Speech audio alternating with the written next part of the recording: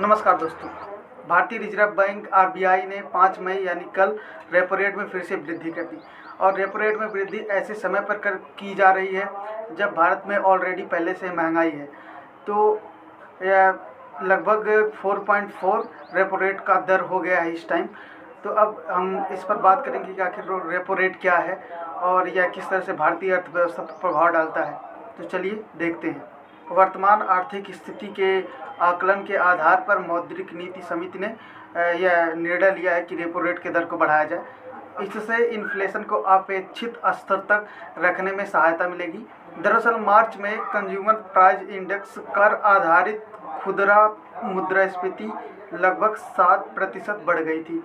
इसलिए यह फैसला लिया गया कि मुद्रा की रेपो रेट के दर को बढ़ा दिया जाए। रेपो रेट वह दर होती है जिस पर किसी भी देश का जो केंद्रीय बैंक होता है वह वाणिज्यिक बैंकों को धन प्राप्त कराता है, मतलब धन देता है। जैसे अगर भारत की बात करें तो भारत की केंद्रीय बैंक जो है वह आरबीआई है। अब आरबीआई किसी भी वाणिज्यिक बैंक को, जैसे कि आप मान लीजिए एसबीआई हो या फिर बंधन बैंक हो, किसी को भी रेपो रेट पर धन उपलब्ध करा सकता है। इस प्रक्रिया में जो केंद्रीय बैंक होता है वह प्रतिभूति उसका यानी कि सिक्योरिटी खरीद लेता है और बैंक को लोन दे देता है, यानी कि वाणिज्यिक बैंकों को पैसा धन दे देता है। बढ़ती हुई इन्फ्लेशन को कम करने और भू राजनीतिक तनाव के प्रभाव से निपटने के लिए यह फैसला लिया गया। CRR यानी कैश रिजर्व रेशियो को 50 आधार अंक बढ़ाकर 4.50% कर दिया गया है। आरबीआई के इस निर्णय से हो सकता हो कि लॉन्ग टाइम में महंगाई थोड़ी सी कम हो, लेकिन प्रेजेंट टाइम में इस पर बहुत बड़ा प्रभाव पड़ेगा और इससे बैंकों के पास लोन देने के लिए अधिक धन नहीं होगा और कर्ज की दरें बढ़ने से हो सकता हो कि अर्थव्यवस्था को फ़ायदा हो, लेकिन जो सामान्य लोग हैं उनमें पॉजिटिव बदलाव नहीं होगा। और इससे क्या प्रभाव पड़ेगा, आइए देखते हैं। मकान, कार या अन्य उपभोग की वस्तुओं की ब्याज दरें बढ़ जाएंगी, जिससे लोन अधिक ब्याज पर मिलेगा।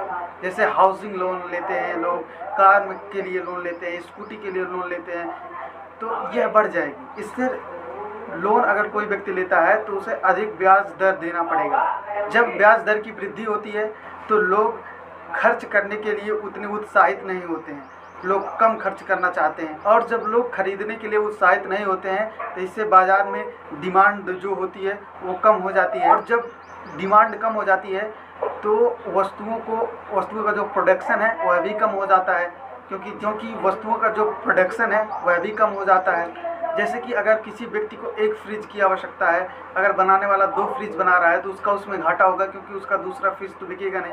उसमें जो लागत लगी है बनाने में लागत कम हो जाएगी, तो इसीलिए प्रोडक्शन कम हो जाता है।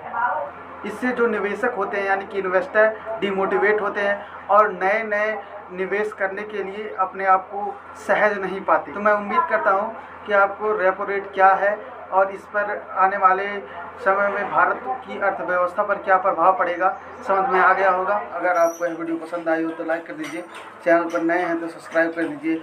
मिलते हैं जल्द ही नेक्स्ट वीडियो में, तब तक के लिए बहुत बहुत धन्यवाद।